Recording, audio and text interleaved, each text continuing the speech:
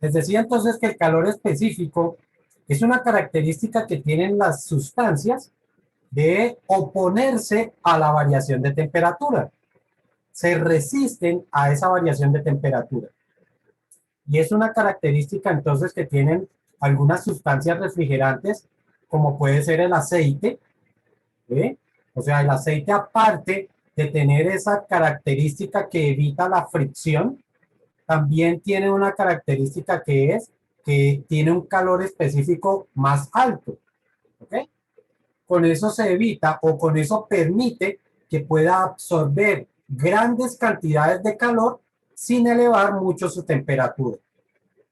¿Sí está claro?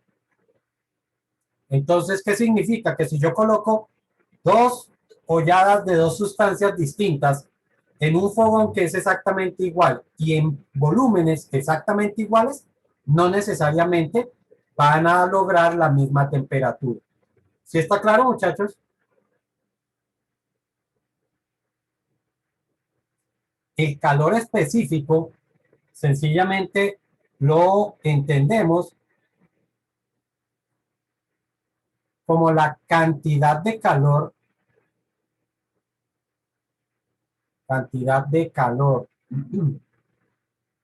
que se debe suministrar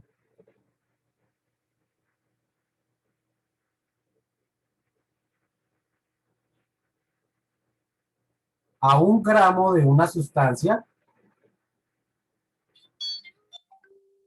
a un gramo de una sustancia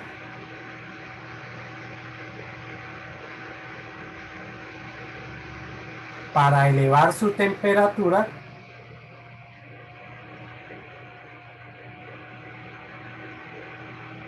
en 1 grado centígrado.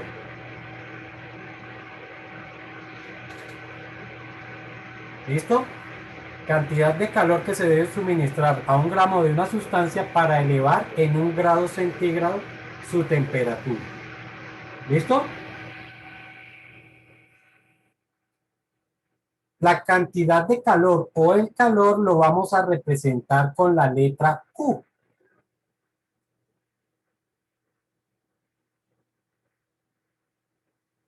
Y va a ser igual a la masa de sustancia que queremos, a la que le queremos elevar su temperatura, multiplicada por el calor específico y multiplicada por la variación de temperatura. ¿Sí está claro? Sí, señor. Ok. ¿Me puedes ponerle ahí como unas flechitas de lo que es cada cual? Por favor. Con la carne que amor. Como unas flechitas de lo que es cada uno, ¿sí? O sea, la M, qué es, C, qué es y eso. Por favor, para anotar. ¿Así? Sí.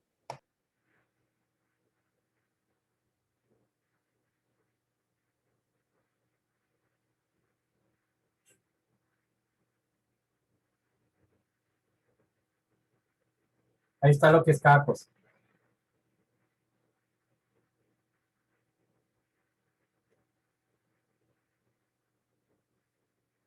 Ok.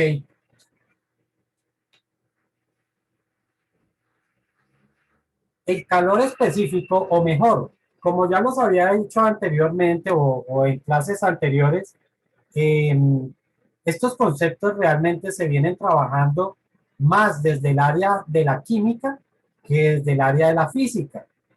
¿Ok? Por eso es que algunas de estas variables se encuentran en unidades que no son del área de la física. Por ejemplo, ustedes saben que la masa nosotros en física no la manejamos en gramos, sino en kilogramos. Sin embargo, des en cuenta que dentro de la misma definición, aquí hablamos es de gramos. ¿Sí? Y el valor del calor específico también está dado en gramos. ¿Listo? Entonces, el calor se mide en calorías. ¿Listo? La masa la vamos a medir en gramos. La temperatura y lógicamente su variación en grados Celsius. Y el calor específico, vamos a tener unidades de calorías sobre gramo por grados Celsius. En esas unidades vamos a manejar nuestros cálculos o nuestras variables. ¿Listo? ¿Preguntas hasta ahí? No hay preguntas. Qué bien. No, no, yo sí. Dime. Es que, no sé, se me medio borroso. Dice, se es sobre, ¿qué es lo que está arriba? Calorías. El calor específico son calorías, cal, sobre gramos multiplicado por grados Celsius. Gramos por grados Celsius. Listo, profe, gracias. ¿Alguna otra pregunta? Ok, Profe, la Q es cantidad de calor, ¿sí? sí. Calor Q es el calor que se va a suministrar. Listo. Cuando empezamos el tema, nosotros habíamos dicho, o les había dicho, que íbamos a estudiar los cambios de fase que se podían producir precisamente por la variación de temperatura. Entonces, ¿qué significa? De igual forma, yo puedo suministrar calor. El calor me presenta variación de temperatura y la variación de temperatura va a generar cambios de fase. ¿Está claro la secuencia? Profe, ¿podría repetirla otra vez, por favor? Claro. Estoy diciendo que con el calor, cuando yo suministro calor, entonces lo que estoy produciendo es una variación de temperatura. ¿Sí? Y la temperatura entonces va a producir un cambio de fase. ¿Listo? Eso significa entonces, en conclusión, que podemos considerar que cuando uno suministra calor puede lograr un cambio de fase, ¿cierto? Puede lograr, no que necesariamente lo logre, puede lograr. Y vamos a ver entonces cómo va a ser, cómo se produce esa, digamos que esa circulación. Los cuerpos en menor temperatura sabemos que van a estar en una fase sólida, ¿cierto? Los cuerpos a menor temperatura van a estar en una fase sólida. Cuando empiezan a ganar temperatura, entonces pasarán a una fase líquida. Y después de la fase líquida alcanzarán una fase gaseosa.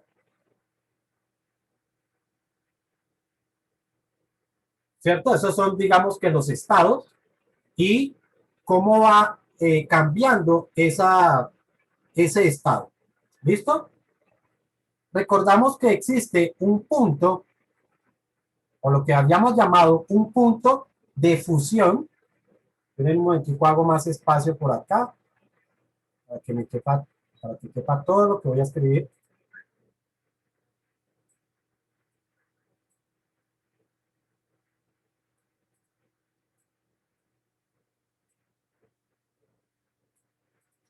Entonces, habíamos dicho que existe un punto de fusión. Y ese punto de fusión es la temperatura en la que se produce ese cambio de fase, ¿cierto? De la fase sólida a la fase líquida. Y también que existía un punto de ebullición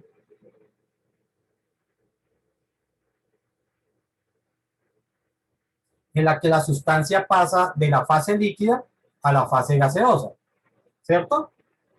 Entonces, vamos a ver cómo es el comportamiento de la temperatura, ¿sí? Para que ocurra todo este cambio de fase. Para que se dé, para que se dé todo este cambio de fase de la sólida hasta la gaseosa, necesariamente tendremos que estar absorbiendo calor. Si el proceso se da en sentido contrario, ya habíamos dicho que lo que está ocurriendo es que cede calor. ¿Ok? Pero una sustancia va a estar en estado sólido en cualquier temperatura que esté por debajo del punto de fusión. Cualquier temperatura, o si la sustancia se encuentra a cualquier temperatura por debajo del punto de fusión, va a estar en estado sólido. ¿Ok? Hablemos básicamente del agua. O recordemos, el punto de fusión en el caso del agua, ¿cuál es el valor? 0. 0 grados Celsius. ¿Listo? Y el punto de ebullición, 100, ¿no? 100 grados Celsius. Eso quiere decir que si nosotros tenemos agua que se encuentre entre 0 y 100 grados centígrados, pues sencillamente va a estar en estado líquido. ¿Listo? Cualquier temperatura que esté entre 0 y 100 grados en el agua va a estar en estado líquido. Y cualquier temperatura que esté después de 100 grados estará en estado gaseoso. ¿Sí está claro hasta ahí? Voy a quitar esto un momentico, porque ya sabemos cómo se produce todo eso. Cuando un cuerpo, entonces, digamos, supongamos nuevamente el agua. Yo lo tengo a menos 20 grados centígrados. Entonces empiezo a suministrarle calor y siempre empiezo a suministrarle calor. ¿Qué va a pasar con esa sustancia?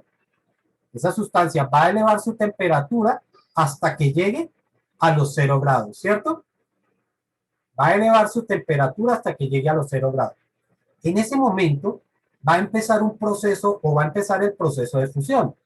Es decir, el proceso en el que el hielo se va a convertir en líquido. ¿Estamos? Pero ¿qué pasa durante ese proceso? ¿Qué pasa cuando se está dando esa fusión? Lo que está ocurriendo es que a pesar de que el cuerpo está absorbiendo calor, no eleva su temperatura. ¿Ok? Significa entonces que toda esa energía que está recibiendo de calor la está consumiendo en realizar un cambio de fase. No en elevar su temperatura, sino en producir un cambio de fase. Entonces, esa mezcla que ustedes ven, agua-hielo, ¿cierto? Esa mezcla que se presenta agua-hielo, ustedes van a ver que va a estar a 0 grados centígrados. ¿Hasta qué punto? Pues hasta el punto en el que todo el hielo se disuelve para convertirse en líquido. ¿Ok? Entonces, durante el proceso de la fusión, no existe variación de temperatura. Aquí la temperatura se mantiene constante. ¿Y en qué valor? En los 0 grados centígrados para el agua. ¿Listo? Cuando ya toda el agua o todo el hielo se disolvió y se convirtió en agua, entonces ya vemos que, ya habíamos dicho, durante todo el proceso está absorbiendo calor. Absorbe y absorbe y absorbe calor. Cuando ya se encuentra en la fase líquida, entonces va a empezar en una temperatura de 0 y va a empezar a elevar su temperatura. Y eleva y eleva y eleva su temperatura nuevamente hasta que llega a los 100 grados. Cuando llega a los 100 grados, entonces empieza el proceso de ebullición. ¿Listo? Es decir, donde el líquido se empieza a convertir en gas. Ya sabemos que el gas, en el caso del agua, lo llamamos vapor, pero ese es el líquido en forma gaseosa. ¿Ok? Nuevamente, durante el proceso, no hay variación de temperatura. Eso quiere decir que otra vez la temperatura se mantiene constante. ¿Y constante en qué valor? En 100 grados Celsius. ¿Ok? Si nosotros logramos mantener ese estado gaseoso, es decir, logramos conservar esa sustancia dentro de un recipiente, entonces lo que va a ocurrir, y le seguimos suministrando calor, lógicamente, ¿sí? Entonces lo que va a ocurrir es que el gas empieza a aumentar su temperatura. Así que cualquier sustancia que se encuentre después de 100 grados, o mejor, cualquier sustancia no, el agua después de 100 grados Celsius o centígrados, siempre va a estar en estado gaseoso. ¿Preguntas hasta ahí?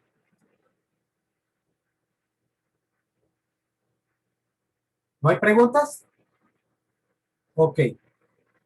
Entonces, ya vimos cuál es la cantidad de calor que necesitamos para producir un cambio de temperatura, ¿cierto?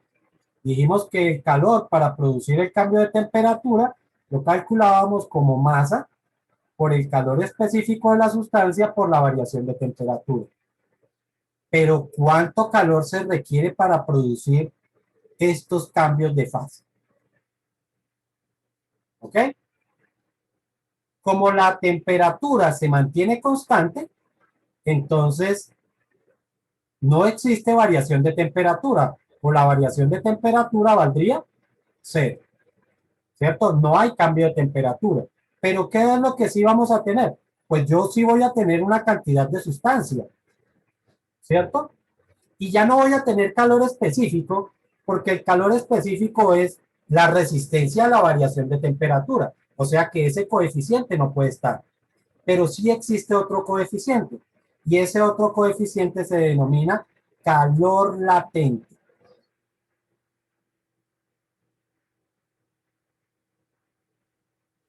Y va a existir un calor latente para el proceso de fusión y un calor latente para el proceso de ebullición. Ese calor latente lo vamos a representar con una L mayúscula. Y será con una F si se está logrando ese proceso de fusión, o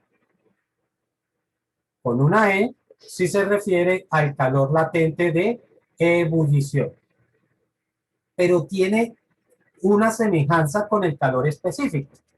Así como el calor específico era la resistencia a la variación de temperatura, el calor latente es la resistencia al cambio de fase. ¿Ok? Esto es resistencia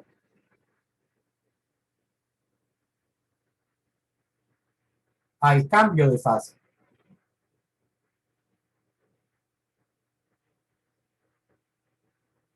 ¿Ok? Y entonces, sencillamente decimos que el calor latente, ya sea de fusión o de ebullición, es la cantidad de calor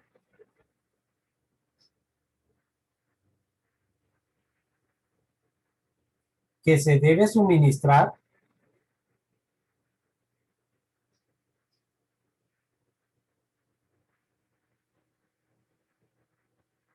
a 1 gramo de una sustancia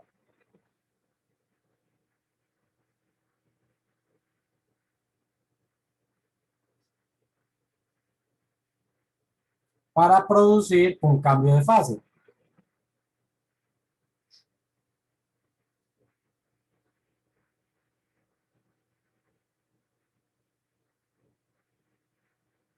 ¿Está claro? Entonces aquí, pues como esto no existe, pues esto lo quito porque esto no existe realmente, no existe variación de temperatura. Diríamos que el calor para producir un cambio de fase sencillamente lo calculamos como masa por calor latente. Preguntas, dudas, inquietudes hasta ahí. Que si puedo volver a explicar. ¿Qué partecita quieres que te explique? Desde donde dijo buenas tardes. No, no entendí desde como la función del L. Ok. Calor latente, entonces dijimos que es la resistencia que presenta una sustancia al cambio de fase. ¿Sí?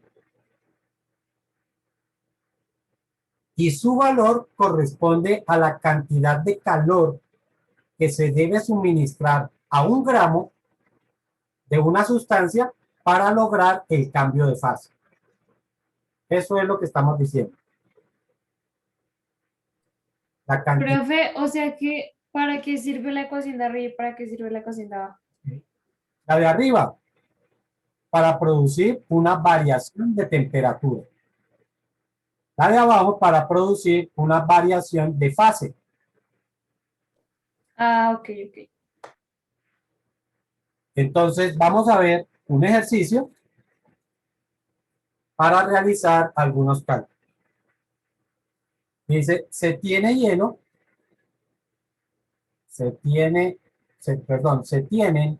200 gramos de hielo a menos 20 grados centígrados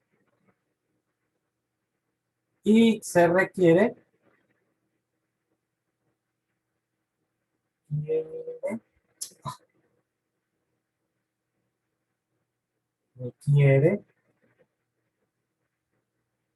llevarlos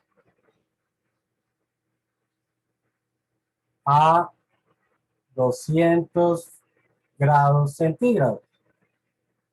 Calcular la cantidad de calor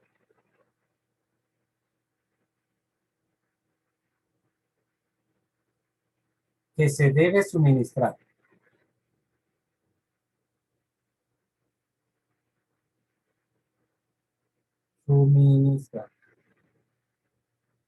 ¿Listo? En este tipo de problemas, lo que nosotros vamos a hacer siempre es colocar la temperatura inicial y colocar la temperatura final. ¿Ok? Después vamos a consultar cuáles son los puntos de fusión y de ebullición que tenga la sustancia. ¿Listo? Vamos a averiguar los puntos de fusión y de ebullición. Esto que yo tengo acá no es otra cosa que una escala de temperatura. Esto es una escala de temperatura, ¿cierto? Es como una línea recta donde estoy representando las temperaturas. Como los puntos de fusión y de ebullición también son temperaturas, también deben hacer parte de esta misma escala, ¿cierto? Para nosotros, ya sabemos que de acuerdo a los datos, la temperatura inicial es de menos 20 y va a tener una temperatura final de 200. Y ahora lo que hacemos es ubicar esos puntos de fusión y de ebullición dentro de la escala. Sabemos entonces que por aquí va a quedar, de acuerdo a esa escala, por aquí tendrá que quedar el punto de fusión, que estará en 0, y por acá debe quedar el punto de ebullición, que debe quedar en 100. ¿Listo? Si cualquiera de estos puntos, presten atención ahí, si cualquiera de estos puntos queda entre las temperaturas final o inicial, final e inicial mejor, es porque se produce un cambio de fase. Repito, si cualquiera de los puntos, estoy hablando de fusión o ebullición, si cualquiera de los puntos queda dentro de las temperaturas final o inicial, perdón, o no, e inicial, es porque se produce un cambio de fase. ¿Listo? Quiere decir que si yo en un gráfico tengo algo como esto, temperatura inicial acá, temperatura final acá, punto de fusión acá, punto de ebullición acá. ¿Qué significa? Que se produce fusión, pero no se produce ebullición. Ebullición no se produce porque está por fuera de los límites. ¿Sí quedó claro? Si la cosa es diferente, entonces en este caso se produce fusión. Se produce fusión. Ya sabemos que fusión es el proceso en el cual una sustancia pasa de estado sólido al estado líquido, ¿no? Pero también podría ocurrir que tengamos la recta así, temperatura inicial, temperatura final, aquí, por aquí, punto de fusión y por aquí punto de ebullición. En este caso, el punto de ebullición es el que se encuentra entre las temperaturas final e inicial, por lo tanto, se produce fusión, perdón, ebullición.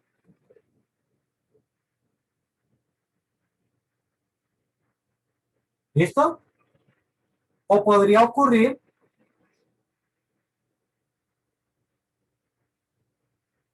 temperatura inicial, temperatura final, punto de fusión, punto de ebullición. En este caso, no hay cambios de fase.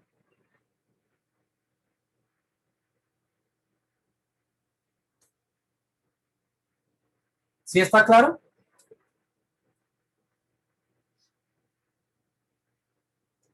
Por eso es que es importante que ustedes, de cierta forma, hagan un gráfico donde ubiquen todos estos valores para saber qué se produce y qué no se produce. Vamos a encontrar ejercicios donde ustedes pueden producir un solo cambio de fase, pueden producir los dos cambios de fase, puede ser que no se produzca ningún cambio de fase y pues la idea es que vayamos viendo qué se produce. Sobre todo porque vamos a ver otro tema donde vamos a ver qué pasa cuando dos sustancias que se encuentran a distinta temperatura se mezclan. Entonces puede ser que una temperatura, o mejor, una sustancia cambie de fase y la otra no, o puede ser que las dos cambien de fase, o podemos ver las diferentes, digamos, diferentes situaciones que se pueden presentar. ¿Alguna pregunta hasta ahí? ¿No hay preguntas? Y si digamos usted en un ejercicio pregunta si hay o no cambio de fase y queda justo, o sea, ni más adelante ni más atrás. Ok. Tener en cuenta una cosa. Por ejemplo, si por alguna circunstancia yo digo que la temperatura final quedó en 100, ¿se produjo el cambio de fase o no?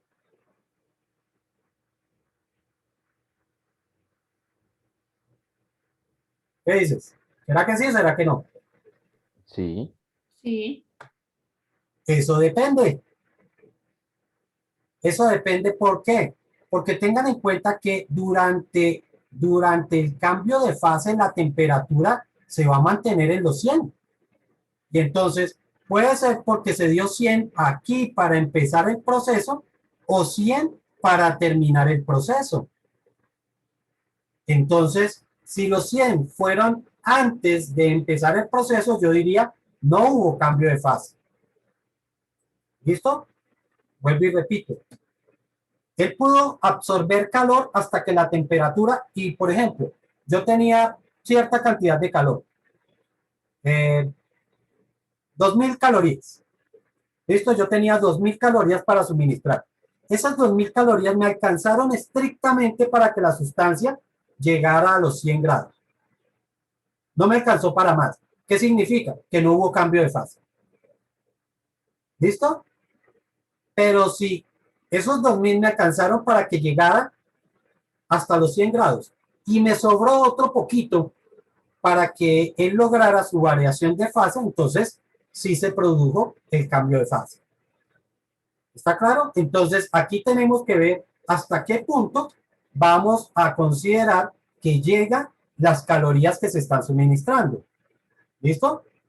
Yo de pronto les digo a ustedes, en este ejercicio que planteé acá, ¿dónde está? Aquí. ¿Sí? ¿Era ese? No, era este. este de acá.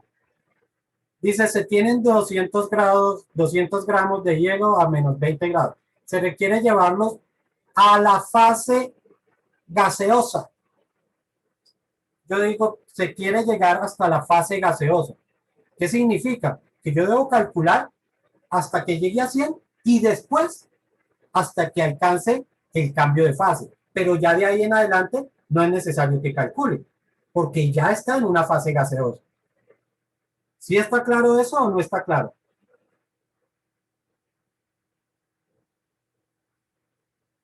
Asumamos que sí, porque ustedes no dicen mucho. Entonces, vamos a devolvernos al ejercicio que había quedado planteado. Se tienen 200 gramos de hielo a menos 20 grados centígrados y se requiere llevarlos a 200 grados centígrados. Calcular la cantidad de calor que se debe suministrar. Esto me lo voy a llevar para la última filmina, la última diapositiva.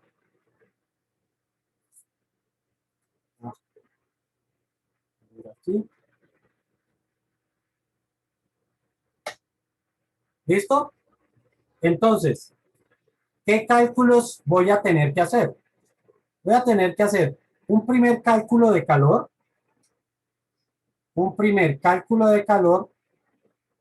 donde vamos a lograr una variación de temperatura. ¿Qué variación quiero lograr? Desde menos 20, llevarlo hasta 0 grados. ¿Listo? Un segundo cálculo de calor en el que se va a producir un cambio de fase, de la fase sólida a la fase líquida. Un tercer cálculo de calor donde vamos a volver a producir una variación de temperatura desde 0 grados hasta 100 grados. Un cuarto cálculo de calor, donde volvemos a lograr un cambio de fase de estado líquido a estado gaseoso. Y un quinto cálculo de calor, donde vamos a producir otra vez una variación de temperatura de 100 hasta los 200 grados que se quieren llevar. ¿Está claro? Profesor, repite, por favor. Listo. Estamos tratando de llevar desde 20 grados hasta 200 grados, ¿cierto? Pero ya vimos que se va a producir un cambio de fase por aquí y se va a producir un cambio de fase por acá. Eso significa que vamos a tener que hacer 5 cálculos. El primer cálculo es un cálculo de calor para elevar la temperatura desde menos 20 hasta 0. Esto es lo que estoy mostrando acá. El segundo cálculo de calor para producir el cambio de fase, de la fase líquida, perdón, de la sólida a la fase líquida. Un tercer cálculo de calor para ir desde 0 hasta 100 grados. Cálculo de calor donde producimos un cambio de temperatura. Después, otro cálculo de calor donde se vuelve a producir un cambio de fase, de la fase líquida a la fase gaseosa. Y por último, otro cálculo de calor para pasar de 100 grados hasta 200 grados, que es lo que se quiere. Esos son los cálculos que tenemos que hacer. Aquí lo único que me falta son los valores de calor específico, calor latente de fusión y calor latente de ebullición. Esos son, digamos que las constantes que me hacen falta. Calor específico, calor latente de ebullición y calor latente de fusión. ¿Ok? Los calores específicos de fusión y de ebullición normalmente son bastante distintos, no son tan parecidos. Pero el calor específico de una sustancia normalmente es un valor que tiende a conservarse relativamente constante. Quiere decir que el calor específico en el estado sólido es muy parecido al calor específico en el estado líquido y también en el estado gaseoso. Tienden a ser valores normalmente próximos, pero vuelvo y repito, los calores latentes sí son, normalmente son valores bastante distintos. ¿Ok? Voy a buscar los datos de esos calores que los tengo por acá, ya empezamos con el ejercicio.